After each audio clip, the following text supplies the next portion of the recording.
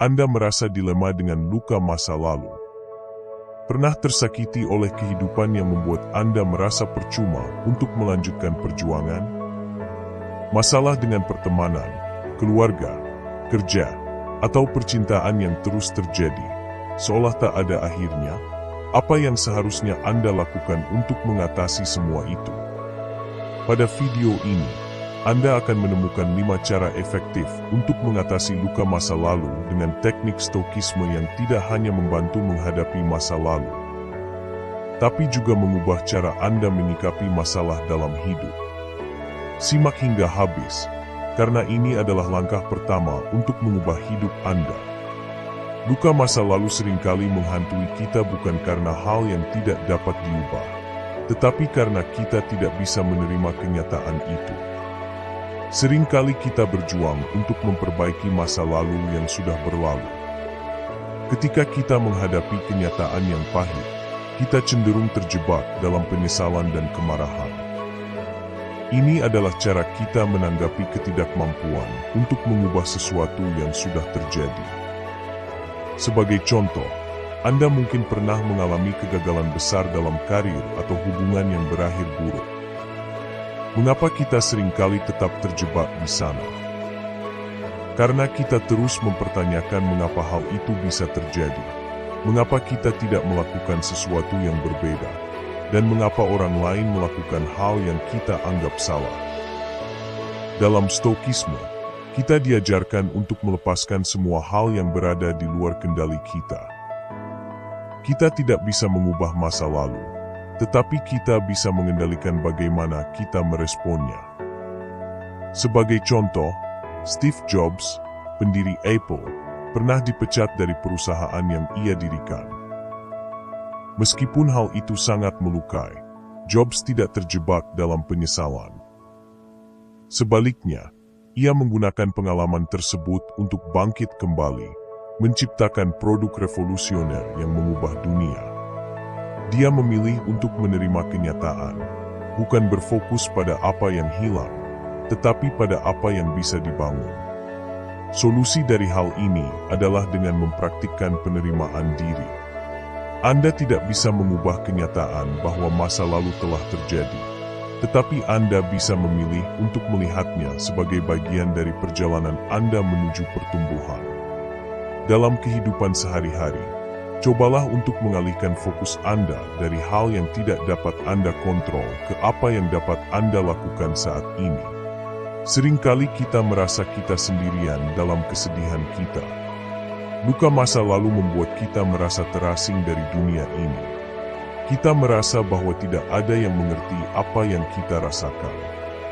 Namun, salah satu ajaran penting dari stokisme adalah pemahaman bahwa setiap orang menghadapi penderitaan. Ini adalah bagian dari kehidupan manusia yang tidak bisa dihindari. Mari kita lihat kisah nyata dari dunia olahraga. Banyak atlet profesional menghadapi masa sulit, baik itu kegagalan dalam kompetisi atau masalah pribadi yang mengganggu kinerja mereka. Michael Jordan, misalnya, pernah dikeluarkan dari tim basket sekolahnya. Namun, dia tidak membiarkan kegagalan itu menghalangi jalannya. Dia menerima kenyataan bahwa setiap orang mengalami kesulitan, bahkan yang terbaik sekalipun.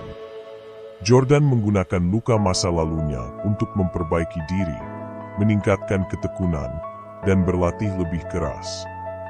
Untuk Anda yang merasa terisolasi dalam kesedihan, ingatlah bahwa Anda tidak sendirian. Semua orang, tanpa terkecuali, memiliki tantangan dalam hidup. Kunci untuk mengatasi luka masa lalu adalah dengan memahami bahwa kesulitan adalah bagian dari perjalanan.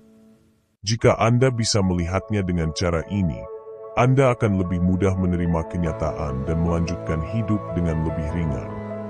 Salah satu prinsip utama dalam stokisme adalah untuk fokus pada apa yang dapat Anda kontrol. Kita seringkali merasa cemas dan stres karena kita terlalu banyak memikirkan hal-hal yang berada di luar kendali kita. Ketika kita berlarut-larut dalam memikirkan masa lalu yang penuh penyesalan atau ketakutan tentang masa depan, kita kehilangan kesempatan untuk hidup sepenuhnya di masa kini. Sebagai contoh, dalam situasi pekerjaan yang penuh tekanan, Anda mungkin merasa stres karena proyek yang gagal atau hubungan yang tidak berjalan lancar. Anda tidak bisa mengubah rekan kerja atau atasan Anda, tetapi Anda bisa mengontrol bagaimana Anda merespons situasi tersebut. Anda bisa memilih untuk tetap tenang, berfokus pada solusi, dan belajar dari pengalaman itu. Untuk itu, mari kita lihat kisah Elon Musk. Meskipun menghadapi banyak kegagalan dengan SpaceX dan Tesla, Musk tetap berfokus pada apa yang bisa ia kontrol: ide, inovasi, dan upaya tanpa henti. Dia tidak menyerah ketika roket SpaceX meledak dalam peluncuran pertama, dan dia terus berusaha sampai akhirnya mencapai kesuksesan yang luar biasa.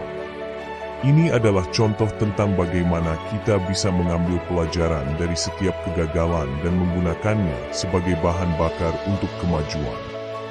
Seringkali kita terfokus pada hasil akhir, dan ini seringkali menjadi sumber kekecewaan kita. Ketika kita berjuang untuk mengatasi luka masa lalu, kita cenderung ingin mendapatkan hasil yang cepat dan instan. Namun, dalam Stoikisme, kita diajarkan untuk menghargai proses dan perjalanan menuju perubahan, bukan hanya tujuan akhirnya. Contoh dalam kehidupan sehari-hari adalah ketika Anda bekerja keras untuk mencapai tujuan karir atau pribadi. Anda mungkin merasa tidak puas jika hasil yang diinginkan belum tercapai, padahal setiap langkah kecil yang Anda ambil sebenarnya adalah bagian dari proses yang penting. Lihatlah kisah J.K. Rowling, penulis Harry Potter. Sebelum buku pertamanya diterima oleh penerbit, ia mengalami banyak penolakan. Namun, ia tidak berhenti menulis. Ia menghargai setiap proses dalam perjalanannya, dan akhirnya, kesuksesan besar datang.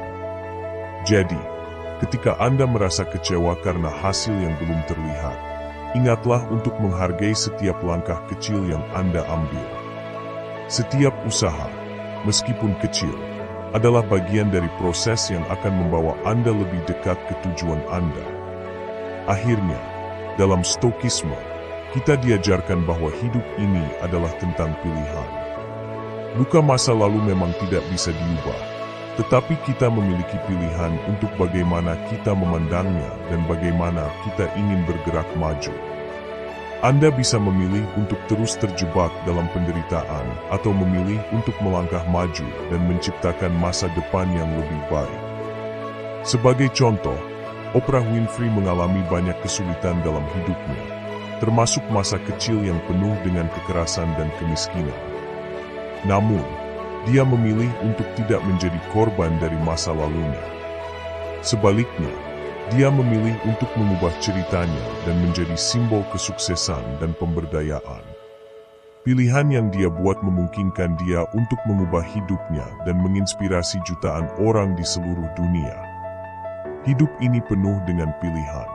Anda bisa memilih untuk tetap terjebak dalam luka lama atau memilih untuk melepaskannya dan mulai menciptakan masa depan yang lebih cerah. Pilihan ada di tangan Anda.